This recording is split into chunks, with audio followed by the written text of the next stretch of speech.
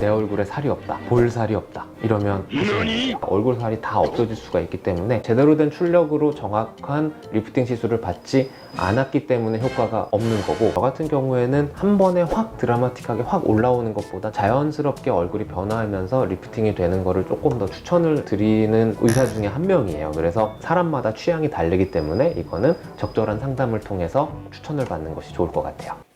구독, 좋아요. 오늘 또 이야기 드릴 내용은 그 리프팅 전에 해야 하는 체크리스트에 대해서 이야기 드리도록 할게요. 슈링크나 써마지, 인모드, 기타 등등 장비를 이용한 리프팅 방법이 있고, 실을 이용한 리프팅 방법, 마지막으로 성형외과적으로 안면 거상이라 그러죠. 그렇게 세 가지 시술 방법이 있어요. 저는 피부과 영역이기 때문에 실이라든지 장비를 이용한 리프팅을 주로 많이 해요. 그래서 그쪽 위주로 설명을 드리도록 할게요. 내 얼굴에 살이 없다, 볼살이 없다 이러면 왜 그러냐면 피부 안쪽에 초음파를 쏴서 지방세포나 이런 것들을 찢어 놓는 장비들이거든요. 리프팅 하려다가 얼굴 살이 다 없어질 수가 있기 때문에 굳이 하게 되면 인모드 리프팅이라든지 써마지 이러한 것들을 하시는 게 더 좋으세요. 제대로 된 출력으로 정확한 리프팅 시술을 받지 않았기 때문에 효과가 없는 거고, 다시 원래 정상적인 그 출력과 그 샷수를 이용해서 효과가 쫙 올라오는 경우들이 있어요. 그래서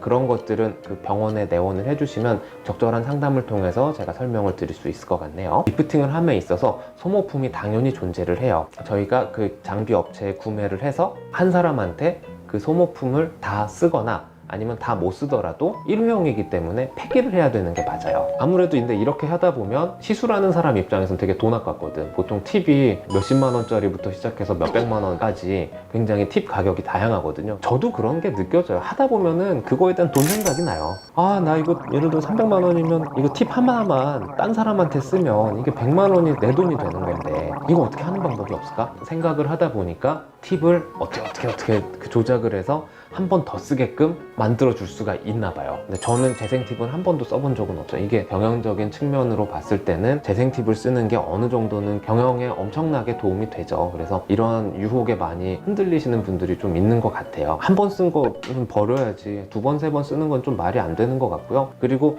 한두 번 쓰다 보면은 피부와 그 팁과 접촉하는 면이 부식이 되거나 마찰이 돼서 손상이 가해질 수가 있어요. 그렇게 되면 여러 가지 화상이라든지 자극 피부염 이러한 것들이 더 잘 생길 수 있기 때문에 재생 팁은 안 쓰는 게 좋은 것 같아요. 바로 보이는 거는 성형외과적 수술 말고는 딱히 없는 것 같아요. 시술 장비 중에는 인모드 리프팅이라든지 써마지 이런 것들은 시간이 지날수록 서서히 그 리프팅이 되고 좀 더 자연스럽게 되는 효과가 있어요. 그래서 사람마다 취향이 좀 다르겠지만 저 같은 경우에는 한 번에 확 드라마틱하게 확 올라오는 것보다 자연스럽게 얼굴이 변화하면서 리프팅이 되는 거를 조금 더 추천을 드리는 의사 중에 한 명이에요. 그래서 사람마다 취향이 다르기 때문에 이거는 적절한 상담을 통해서 추천을 받는 것이 좋을 것 같아요.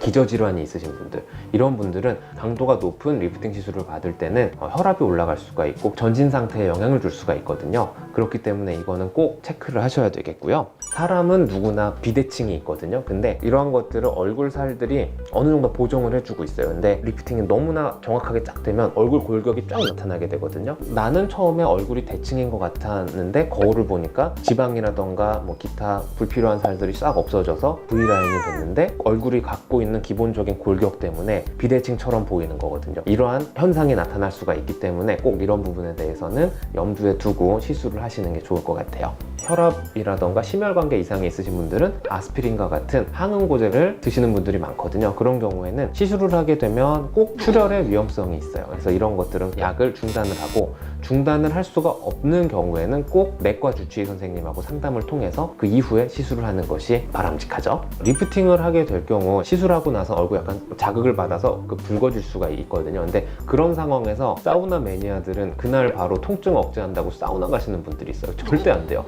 이렇게 되면 얼굴이 더 붉어지게 되고 상처라든지 2차 감염, 염증 이런 것들이 생길 수가 있기 때문에 저 같은 경우에는 반식욕도 하지 말라 그래요. 주변에서 자꾸 실 리프팅 실이 효과가 좋다라고 해서 약간 귀가 얇으신 분들, 골격 자체가 워낙에 좀 기골이 장대하신 분들이 있거든요. 이런 분들은 실을 해도 효과는 없고 차라리 이거는 수술적으로 뼈를 깎는다든지 성형외과적인 수술을 통해서 리프팅을 하시는 게 가장 좋으실 것 같아요. 피부 탄력이 많이 떨어져서 팔자주름이 너무나 도드라지시는 분들이 있어요. 그러니까 이런 분들은 심부볼이라든지 눈 밑에 이러한 살들을 올려주는 리프팅 장비 시술이랑 팔자를 조금 더 복구해 줄 수 있는 그 실리프팅 필러도 어느 정도 조금씩 사용을 해줘야 좋아지지, 하나 가지고 효과를 보는 경우는 거의 없더라고요. 이러한 분들은 실리프팅만으로는 해결은 될 것 같진 않네요. 얼굴 보면 빵빵한 느낌 있잖아요. 그러니까 이런 분들은 실리프팅으로는 땡기더라도 이게 땡겨지는데 한계가 있어요. 그래서 이런 분들은 지방층을 약간 녹여주는 리프팅 장비나 초음파 이런 것들을 이용한 그 시술을 꼭 하고 나서 그 다음에 그 실을 이용해서 리프팅 시술을 하시는 거를 추천을 드려요. 나도 리프팅 되게 받고 싶거든. 근데 거울 한번. 하관이 좀 발달이 돼 있거든요. 그래서 근데 이쪽 살들이 펴져 있어요. 그래서 이쪽 늘어진 턱살을 좀 교정을 하려면 잇모드 리프팅 받고 싶고, 제가 눈 밑이 좀 많이 푹 꺼져서 약간 퀭한 느낌이 좀 있거든요. 근데 이런 거는 리프팅 하면 어느 정도는 좋아지는데 너무 꺼져 있어서 여기가 좀 보기에는 좋지는 않더라고요. 그래서 여기는 필러를 조금 넣는다든지 아니면 리쥬란이라고 있어요. 그래서 잔주름 없앨 때는 리쥬란이 진짜 최고거든요. 지금보다 더 어려 보이지 않을까요? 이러면 결혼할 수 있나? 난 모르겠다. 저는 여러분들의 또 처진 살들을 올려주기 위해서 또 열심히 노력을 하고요. 리프팅을 하기 전에 고려할 사항들이 있어요. 그러니까 이런 것들을 충분히 고려해서 적절한 리프팅을 받으시는 것을 추천을 드립니다. 감사합니다.